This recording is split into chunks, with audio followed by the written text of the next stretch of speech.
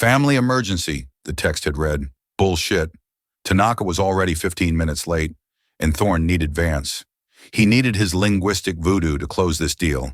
$100 million hung in the balance. But Vance, gone. Just like that. Then a waitress appeared. Sarah. Black uniform, tired eyes, and pouring water like her life depended on it. It almost did.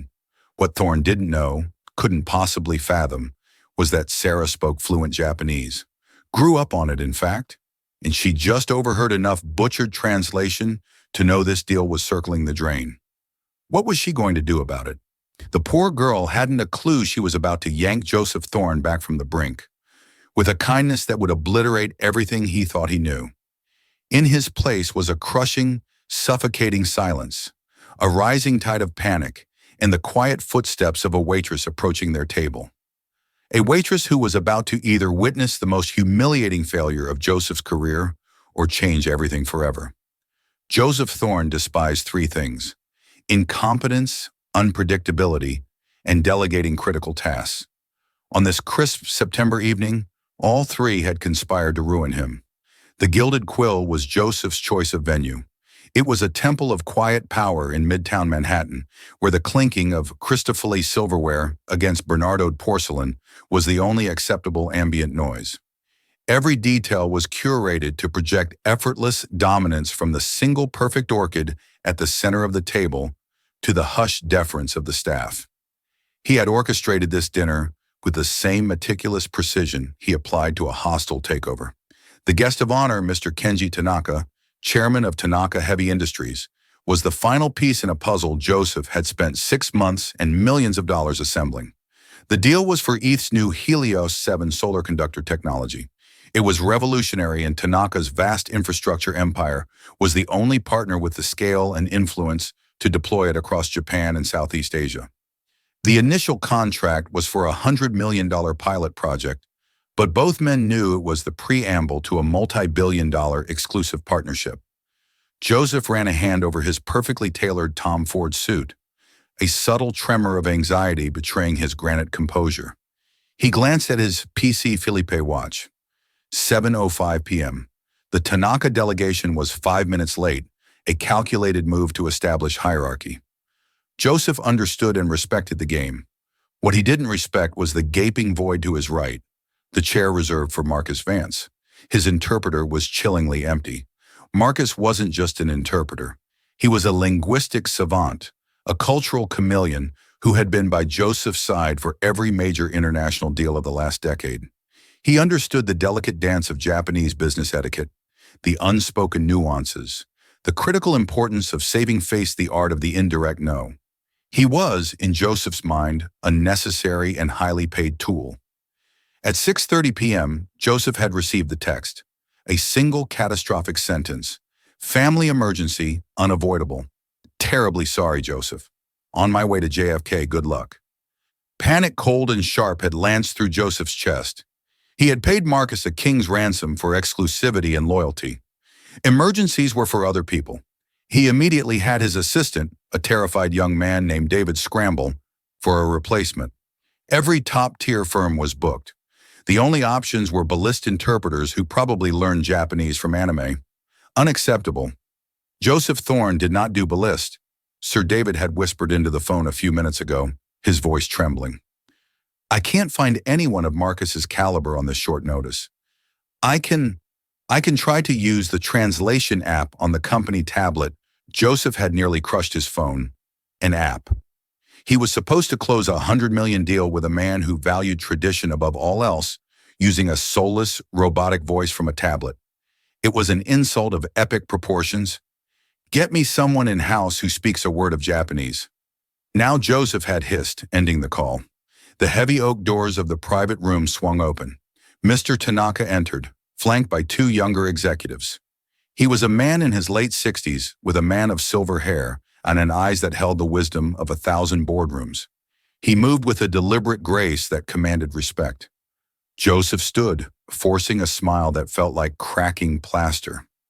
Tanaka-san, he said, bowing his head slightly, a gesture Marcus had drilled into him. It felt clumsy and inauthentic. Mr. Tanaka returned the bow, his expression unreadable. His gaze flicked to the empty chair beside Joseph. A silent question hung in the air, thick with the scent of money and brewing disaster.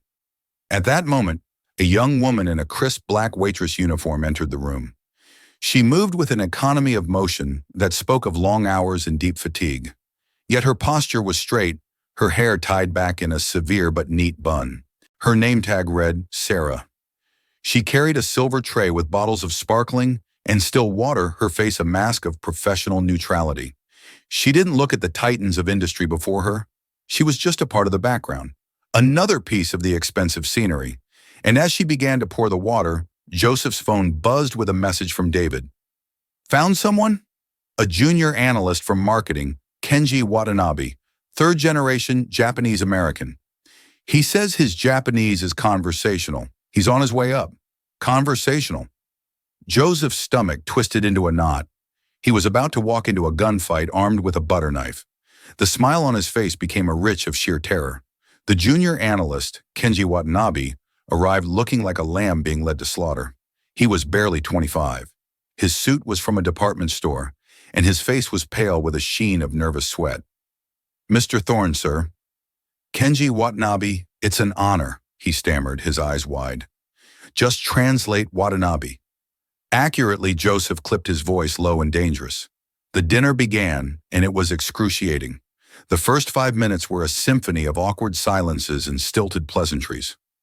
Watanabe's conversational Japanese was clearly rusty, suited for ordering ramen, not for dissecting the finer points of a multi-million-dollar energy contract.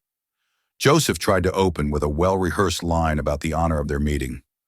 Please tell Mr. Tanaka that his reputation for innovation precedes him and that Ethel Innovations is deeply honored to host him tonight.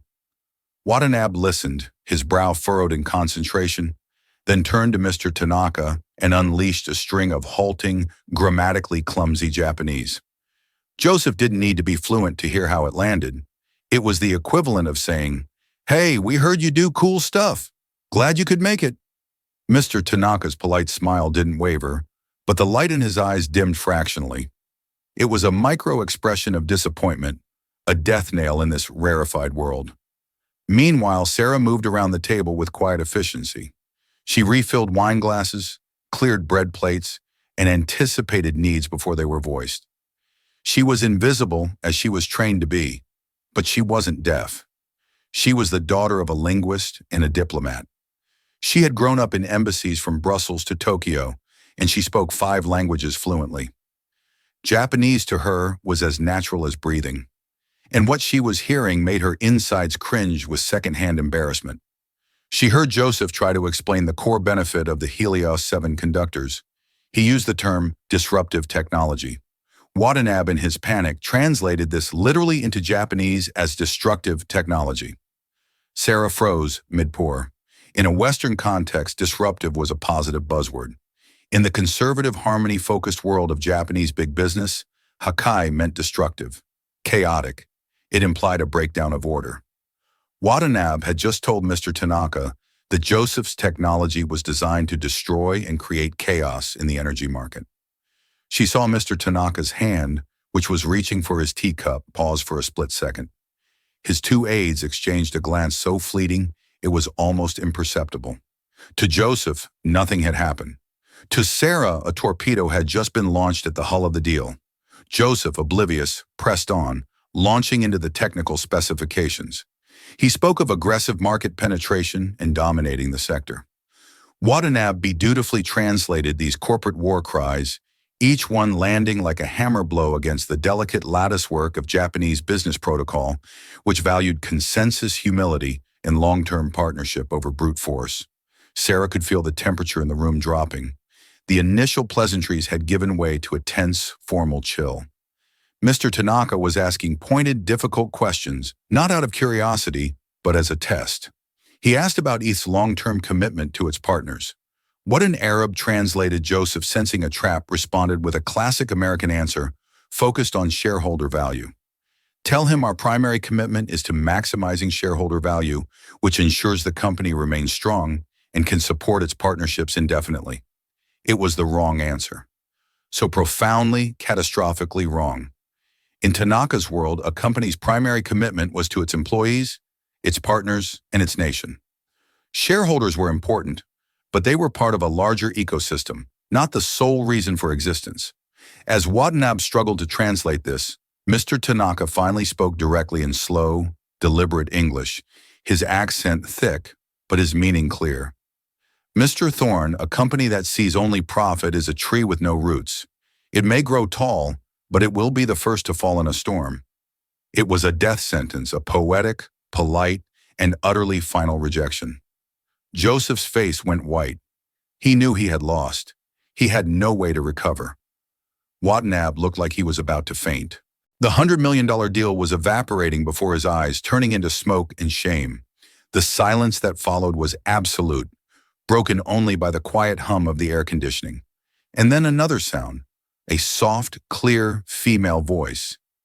"If I may, Tanaka-sama," the voice said in flawless, respectful Keijo Japanese, the formal honorific language used in business. Perhaps a better metaphor is the bamboo. It is flexible, resilient, and its roots are deeply intertwined, supporting the entire grove. Profit is the sunlight it reaches for, but its strength comes from the interconnected roots below. Every head in the room snapped toward the source of the voice. It was the waitress, Sarah.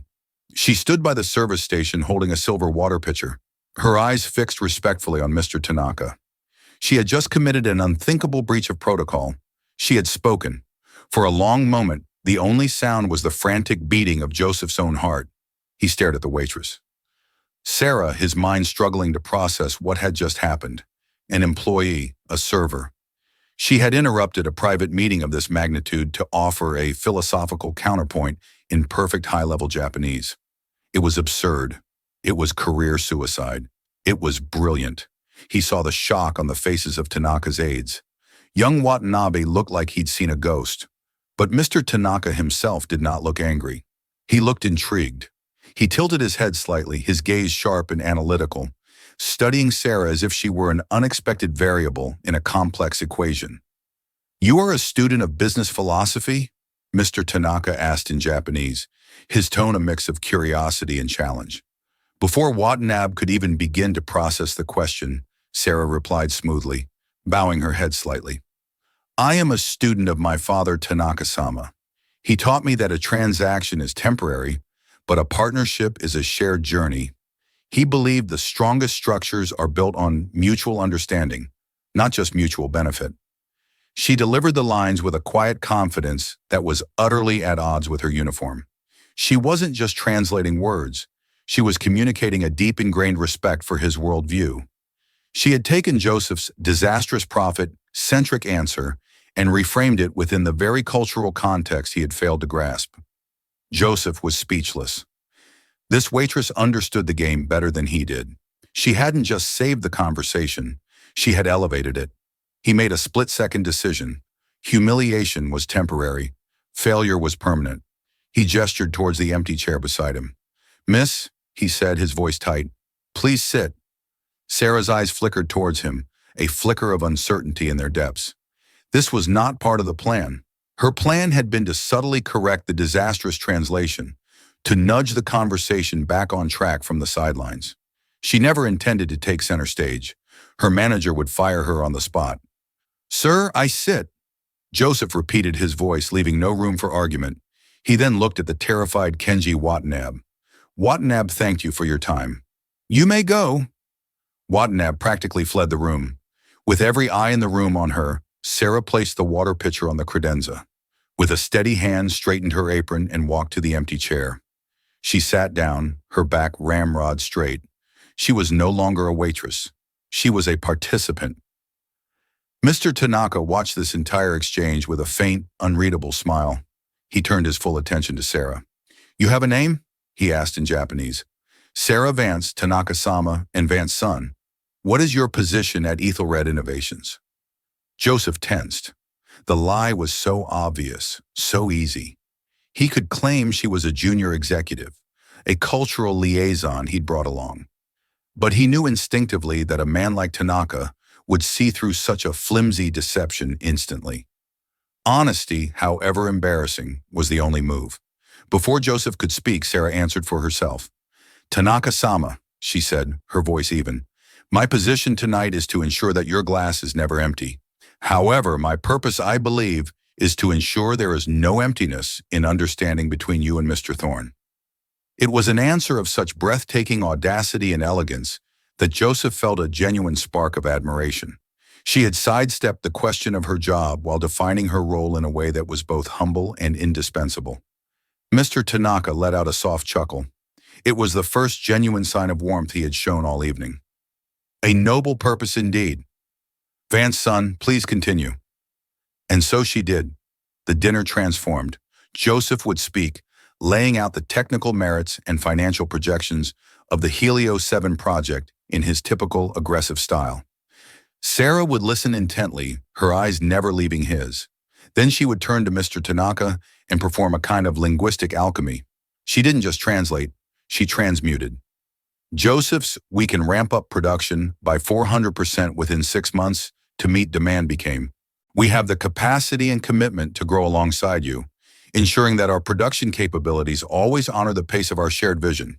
His blunt, "What are your primary concerns?" became, "What challenges can we work together to overcome to ensure a harmonious and prosperous future for this venture?" She filtered out the arrogance, the impatience, the relentless focus on the bottom line, and replaced it with a language of partnership, respect, and shared goals. She was a cultural bridge, and with every sentence she spoke, Joseph could feel the chasm between him and Tanaka closing. He found himself watching her, fascinated. She used gestures he'd only seen Marcus use, subtle hand movements that added emphasis, a slight dip of the head to show deference. She knew when to be silent, letting Mr. Tanaka contemplate a point. She even anticipated his questions, providing context to Joseph before Tanaka even spoke. "He is about to ask about material sourcing and supply chain ethics," she murmured to Joseph under her breath. "He is a great proponent of corporate social responsibility. Emphasize the sustainable sourcing of our polysilicon, not just the cost effectiveness." Joseph, for the first time in his professional life, completely surrendered control. He followed her lead, tailoring his answers to her guidance. He felt a strange sense of liberation in his dependency. The panic that had gripped him for the last hour began to recede, replaced by a cautious, growing optimism. As the main course was cleared, Mr. Tanaka leaned back, a look of genuine satisfaction on his face. He posed a question in Japanese and Sarah translated. Mr. Tanaka would like to know what Ethel Innovations considers its greatest asset. Joseph's standard answer was rehearsed and ready. Our intellectual property, our patent portfolio, is unparalleled.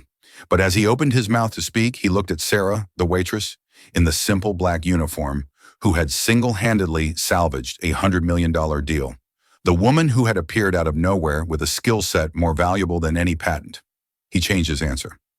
"Tell him," Joseph said, looking directly at Sarah, "that our greatest asset is our ability to find extraordinary talent in the most unexpected of places." Sarah's professional mask wavered for just a second. She translated his words faithfully, but when she spoke them, there was a new, almost imperceptible warmth in her voice. The deal wasn't just back on the table, it was thriving. As dessert was served, a delicate yuzu tart that Sarah had recommended. The atmosphere had shifted from a tense negotiation to a convivial meeting of minds. Mr. Tanaka was sharing anecdotes about his early career, and Joseph, guided by Sarah's flawless interpretations, was responding with his own stories of Silicon Valley's formative years. A genuine rapport was building, something Joseph hadn't thought possible an hour ago. His mind, however, was racing. Who was Sarah Vance? She wasn't just a waitress who happened to pick up some Japanese. Her vocabulary was too precise, her understanding of business protocol too deep. The kegyo she used was immaculate, something that took years of dedicated study and immersion to master. He had to know more. The opportunity came when Mr. Tanaka and his aides excused themselves to the restroom before the final tea service. The moment the door clicked shut, Joseph turned to Sarah. "Who are you?" he asked, his voice low and intense. There was no heat in it, only a burning curiosity. Sarah met his gaze, her composure returning. "I'm your waitress, Mr. Thorne." "Don't play games with me," Joseph said, leaning forward. "You didn't learn that level of Japanese waiting tables?" Georgetown Columbia School of Foreign Service?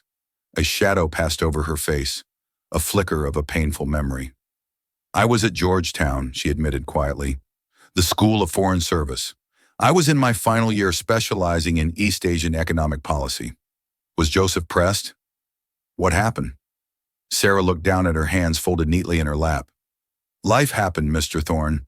My father got sick, very sick. His business failed. The medical bills piled up and my scholarships weren't enough. I had to drop out and start working. This, she said, gesturing to her uniform, pays the bills. Joseph processed this. A top student at one of the country's most prestigious programs, forced to abandon her future to serve ridiculously expensive meals to people like him. A bitter irony hung in the air. Your father's business, Joseph said, a thought nagging at him. What did he do? He was an engineer, Sarah said, a hint of pride in her voice. He owned a small but innovative company called Advanced Dynamics. They specialized in advanced photovoltaic cell design. The name hit Joseph like a physical blow. Advanced Dynamics. He remembered it. It was about 8 years ago. Ethel Innovations had been on an aggressive acquisition spree, swallowing up smaller tech firms to consolidate its patent portfolio. Advanced Dynamics had been one of them. They had a brilliant new layering technique for silicon wafers, but the company was poorly managed and bleeding cash. Joseph's M&A team had seen the weakness and initiated a hostile takeover. They bought up the company's debt, forced it into bankruptcy, and acquired the patents for pennies on the dollar. The founder, Robert Vance, that was his name, had been completely wiped out. Joseph felt the blood drain from his face. Sarah Vance. Robert Vance.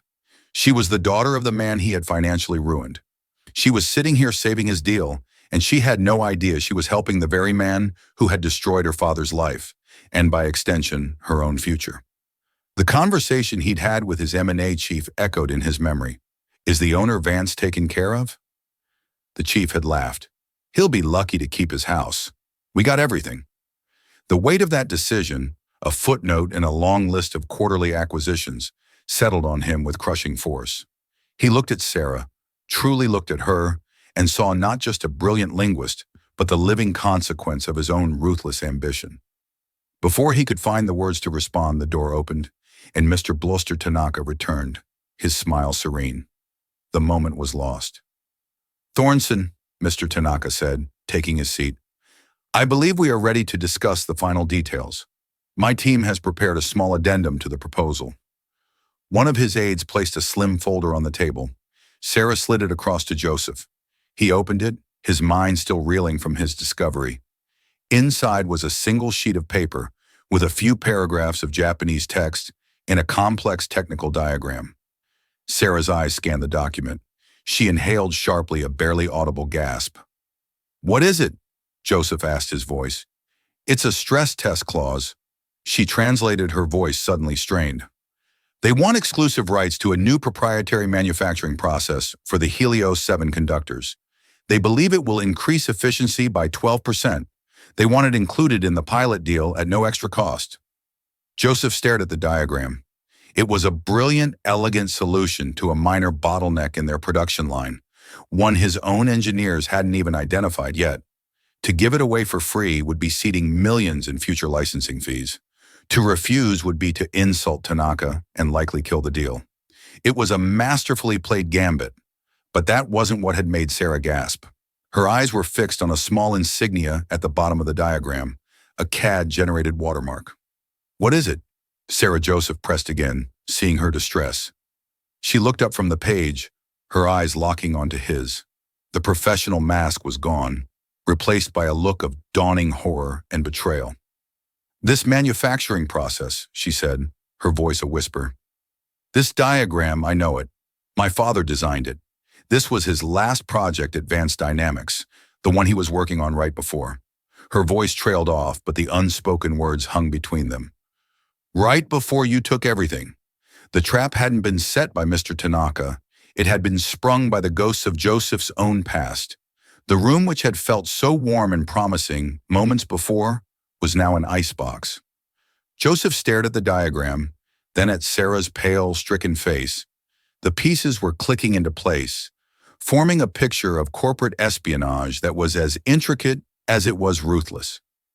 Tanaka Heavy Industries couldn't have come up with this design. It was too specific, too intrinsically linked to the core Helios 7 technology. And Robert Vance had never published this work. It had been on his private server's assets that Ethel had seized during the bankruptcy proceedings.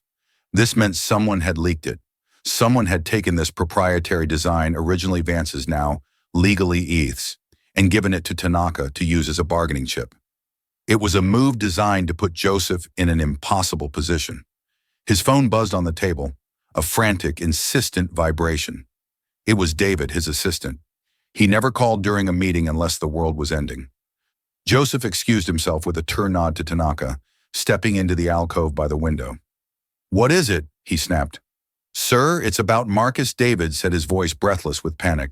"His family emergency. It wasn't real." "What are you talking about?" "His daughter, she's fine. I just got a call from our security chief, Sullivan. He was suspicious. Ran a check. Marcus's flight to Chicago was booked 2 weeks ago. And get this, the town car that picked him up from his apartment tonight, it wasn't one of ours. It belongs to a subsidiary of Orion Corp." Orion Corp. The name landed like a punch to the gut. Joseph's blood ran cold. Damian Blackwood, his arch rival. Blackwood was the CEO of Orion Corp, Eldred's primary competitor. He was a corporate predator who operated with the subtlety of a shark. He and Joseph had been clashing for years. But this was a new level of warfare. The whole picture instantly clarified. Blackwood had bought off Marcus, ensuring Joseph would be without a translator. Then he had somehow gotten his hands on the Vance Dynamics design and leaked it to Tanaka, knowing it would be the perfect poison pill. Blackwood's goal wasn't just to make Joseph fail, it was to humiliate him, to make him lose the deal through his own past transgressions. He probably even had a team from Orion waiting in another restaurant, ready to swoop in and offer Tanaka a more reliable American partner. Joseph turned from the window and looked back at the table. He saw Mr. Tanaka watching him with a placid expression.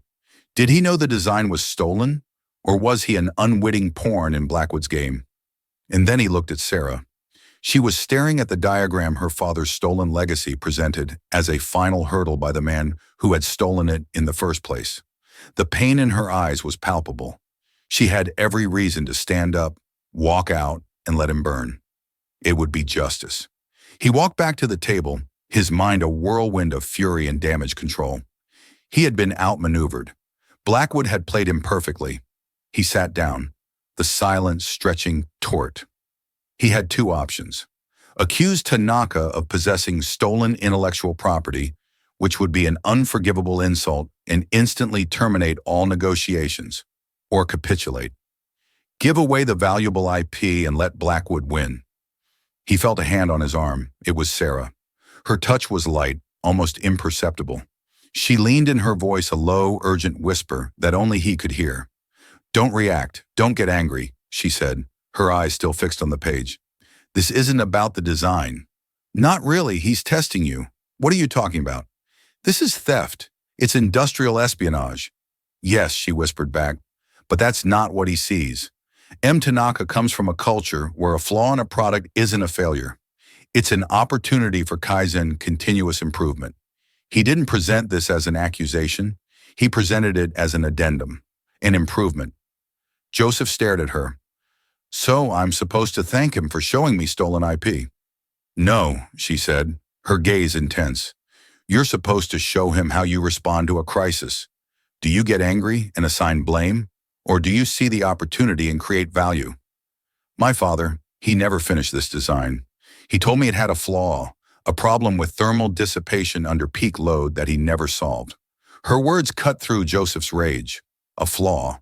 He said the layering technique was sound, but it needed a corresponding innovation in the heat sink substrate. Otherwise, the conductor would degrade after 5,000 hours of peak operation. She tapped a specific point on the diagram right there. "That's the weak point." Joseph looked from the diagram to Sarah, his mind racing. She wasn't just telling him about a flaw. She was giving him the key. She was giving him a third option. He saw it then, the path forward. It was audacious, risky, and would require him to trust her completely. He took a deep breath, composing himself. He looked across the table at Mr. the Tanaka, meeting his steady gaze. Then he turned to Sarah. "Translate for me," he commanded, his voice filled with a newfound calm. "And don't change a single word." The world seemed to shrink to the space between Joseph and Sarah, the air crackling with the intensity of her whispered words. "My father, he told me it had a flaw." For a moment, Joseph's mind was a maelstrom of pure fury. Damian Blackwood. The sheer calculated malice of the attack was breathtaking. Blackwood hadn't just tried to sink a deal. He had weaponized Joseph's past, using the ghost of a man he'd ruined to publicly humiliate him. Every instinct, every fiber of Joseph Thorne's aggressive, predatory being screamed for retaliation. He wanted to stand up, to expose the design as stolen IP, to accuse Tanaka of complicity, to burn the whole deal to the ground just to spite the man hiding in the shadows. He would lose the 100 million, but his rage demanded a sacrifice. But Sarah's hand was a phantom weight on his arm, and her words were an anchor in the storm. "He's testing you." She wasn't just offering him information. She was offering him a different kind of victory. One that was quieter, sharper, and infinitely more profound. It required him to swallow his rage, to bury his pride, and to place his trust in the daughter of his former victim. It was a strategy of immense risk, one that went against every principle by which he had built his empire. His way was brute force, overwhelming leverage, and ruthless execution. Her way was jujitsu, using the opponent's weight and momentum against them. He looked from the diagram, Blackwood's dagger, to Sarah's face, seeing the potent mix of fear and resolve in her eyes. She had every right to let him fail. Yet here she was, offering him the code to unlock the entire puzzle. She wasn't just trying to save his deal. She was trying to redeem her father's legacy. And she had decided in a moment of stunning audacity that he was the only one who could help her do it. In that silent charge second, he made a choice. He would not play Blackwood's game. He would play hers. Taking a slow, deliberate breath, Joseph pushed all the fury down, compressing it into a cold diamond hard point of focus. He straightened his suit jacket, a simple centering gesture. He felt the tremor in his hands cease. When he looked up, his face was a mask of serene, unreadable calm. He looked across the table at Mr. Tanaka, meeting his steady, waiting gaze. Then his eyes flicked to Sarah for a fraction of a second, a silent command. "Translate for me."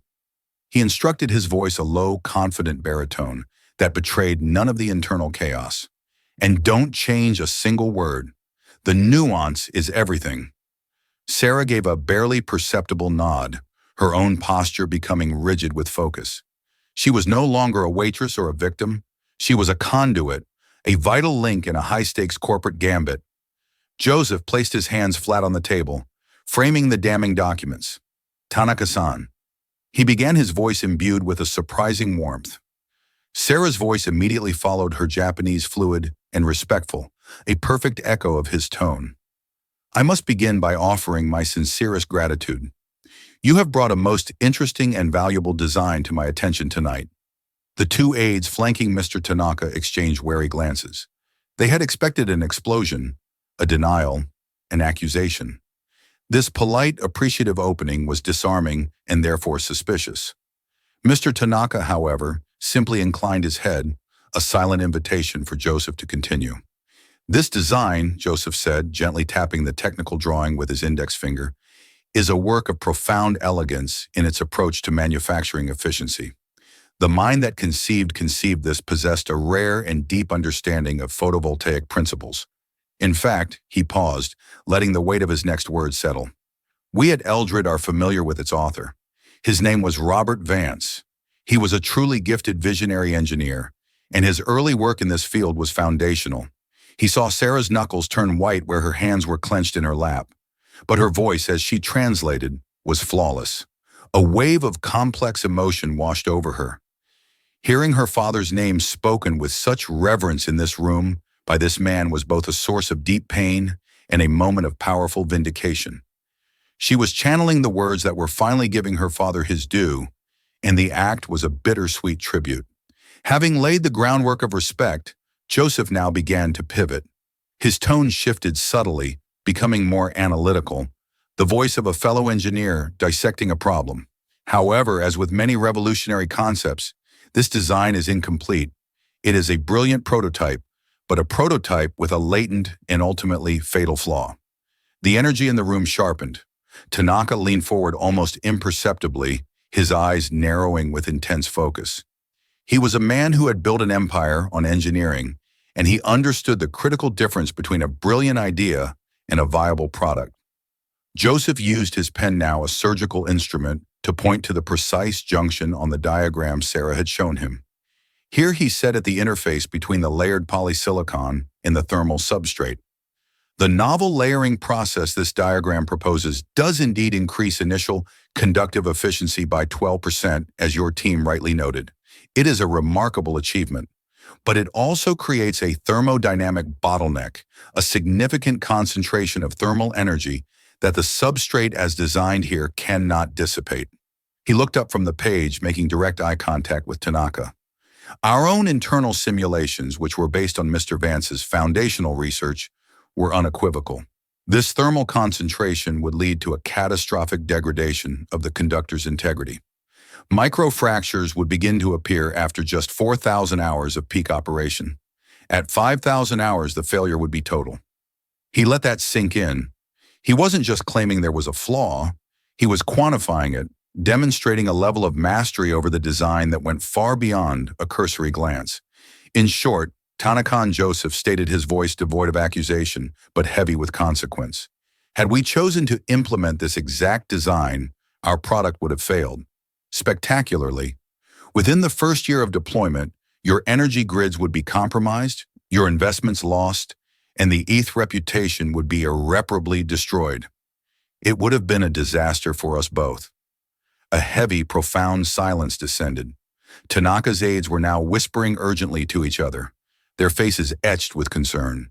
They were looking at the deal not as a negotiation, but as a potential catastrophe they had narrowly avoided. Now came the masterstroke. This, Joseph announced, his voice ringing with a newfound passion, is precisely why Etheldred did not pursue this specific path. Instead, we chose to honor the spirit of Robert Vance's innovation by dedicating our top engineering teams to solving the very problem he could not. He pushed the flawed diagram aside and slid the original Helios 7 contract folder into the center of the table. We didn't discard his work. We completed it. We developed a proprietary micrographene substrate. It is a material that not only perfectly dissipates the heat generated by Mr. Vance's layering process, but it actually harnesses that thermal energy, using it to increase the conductor's overall efficiency by an additional 3% under peak load conditions. We solved the floor, and in doing so, we surpassed the original vision. He leaned back in his chair, his case made his hands resting on the folder containing his perfected technology. The design you have so graciously brought to us is a ghost, Tanaka, a brilliant but flawed echo of the past. Our Helios 7, he tapped the folder, is the living, perfected, and reliable future. And that is the technology we are offering you. A partnership built not on a dangerous shortcut, but on a tested and superior solution. Sarah finished translating her last words, hanging in the still electrified air. She had done it. She had conveyed every nuance, every subtle shift in tone, from respect to analysis to triumphant declaration. Joseph had not just deflected Blackwood's attack. He had absorbed its full force, transformed its negative energy, and returned it as a devastating demonstration of his company's technical superiority and unwavering commitment to quality. He had turned a symbol of his past ruthlessness into a story of redemptive innovation. Mr. Tanaka remained motionless for what felt like an eternity. He stared at Joseph, his old, wise eyes boring into him, searching for any hint of deception, any flicker of weakness. Joseph met his gaze without flinching.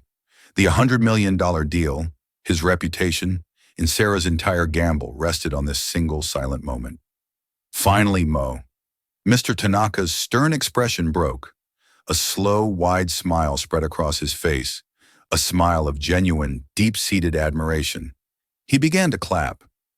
It wasn't the polite applause of a boardroom. It was a soft, deliberate, and deeply resonant sound, a sign of profound respect from one titan to another.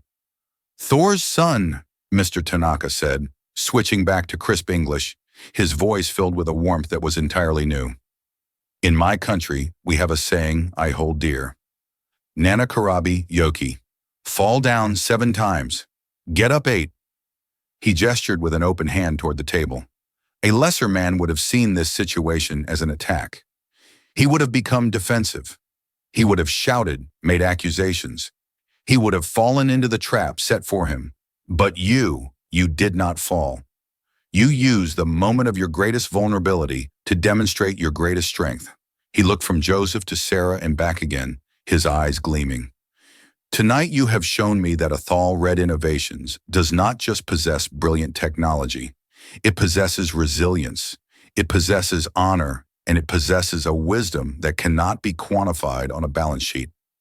With a decisive gesture, he pushed the addendum with the flawed design to the far side of the table, dismissing it completely. He then pulled the official contract towards him and laid his hand upon it. "We will sign the original agreement," Mr. Tanaka declared, his voice booming with finality. $100 million for the true Helios 7 technology. There is no need for further discussion. Let us build the future together. The tension in the room shattered, replaced by the relieved murmurs of his aides. The deal was done. Amid the sudden flurry of activity, Joseph caught Sarah's eye. A single silent tear was tracing a path down her cheek. It was not a tear of sadness or of relief for the deal. It was a tear for her father, whose name had been cleared, whose genius had been recognized, and whose stolen legacy had just become the cornerstone of a better future. The tension in the room had been replaced by a warm, effervescent glow fueled by victory and the smooth pay notes of the Yamazaki 18. Mr. Tanaka, a man who had begun the evening as a formidable adversary, was now a gracious partner. As his aides packed their briefcases, he raised his glass one final time, and the gesture silenced the room. His gaze, however, did not fall on Joseph, the CEO, with whom he had just signed a $100 million contract. It settled with profound and unmistakable respect on Sarah. "Before we depart," Mr. Tanaka said, his voice carrying the weight of sincere conviction, "I would like to make one final toast." He waited until he had everyone's complete attention. To Van Sasan. Sarah, who had been standing respectfully to the side, felt a flush of heat rise to her cheeks. She was acutely aware of her simple black uniform in a room of exquisitely tailored suits. "Tonight," Tanaka continued, "I was reminded of a valuable lesson. Technology, finance, logistics, these are merely the skeleton of business. The heart, the soul that gives it life is understanding. Vansan was that heart tonight. She did not simply translate our words, she translated our intentions. She built a bridge not of steel or concrete, but of wisdom. Ethel Innovations is immensely fortunate to have you in its service."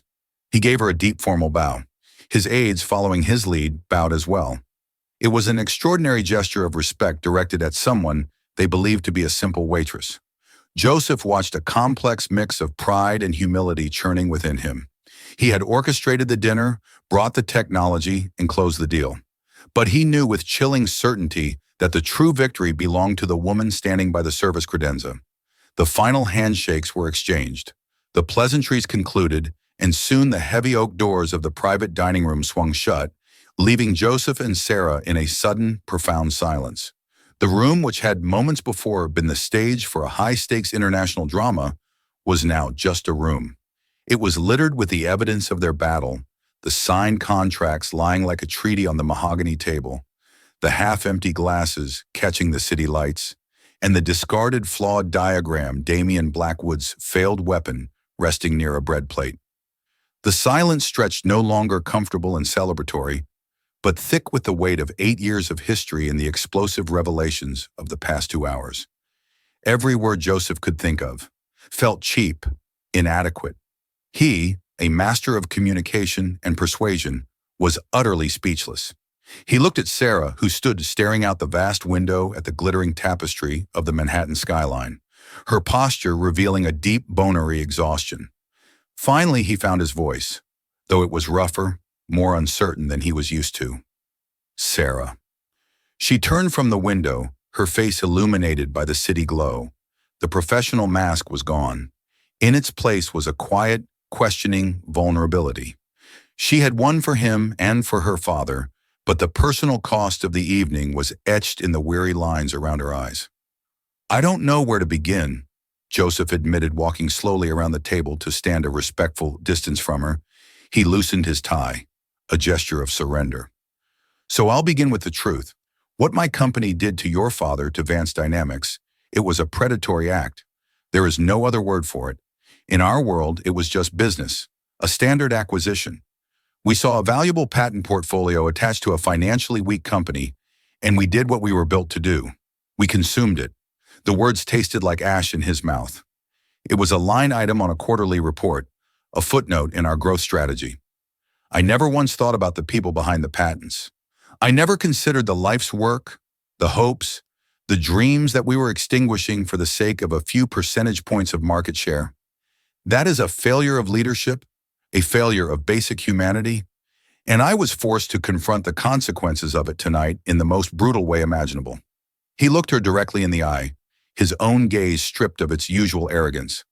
"I am sorry, deeply and truly sorry, for the loss of his company, for the financial ruin, but most of all for what it cost you and your family, for what it cost your father's spirit."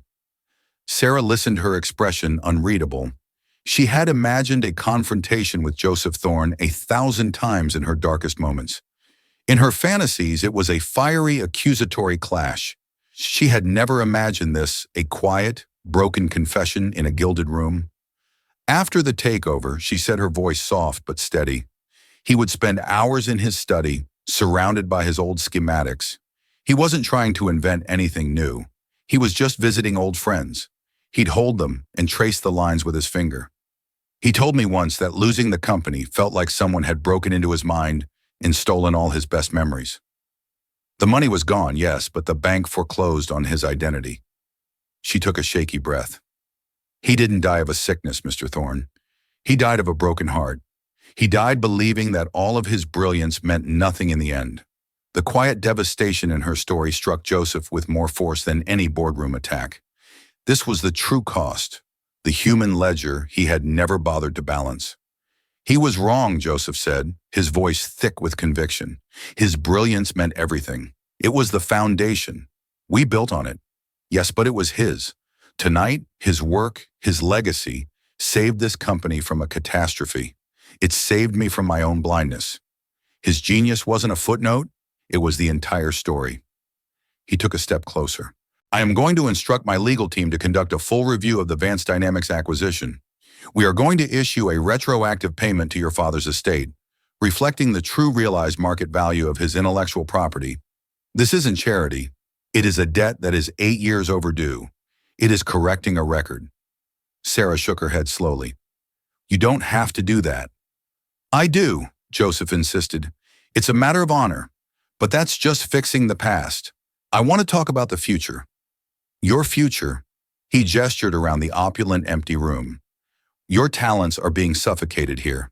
Your intellect, your poise under pressure, your strategic mind that sees a half-O's and moves ahead. You navigated a cultural minefield tonight that would have destroyed seasoned diplomats. You don't belong in this uniform, Sarah."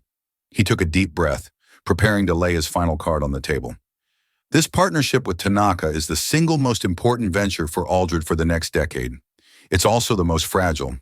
I am a blunt instrument, and I am blind to the nuances that you see as clear as day. I need a new division within the company focused exclusively on this partnership, a bridge between our headquarters in New York and theirs in Tokyo. I'm not offering you a job as a translator," he said, his voice resonating with intensity. "A translator is a tool. You are a strategist. I am offering you the position of Director of U.S.-Japan Strategic Partnerships. You would report directly to me.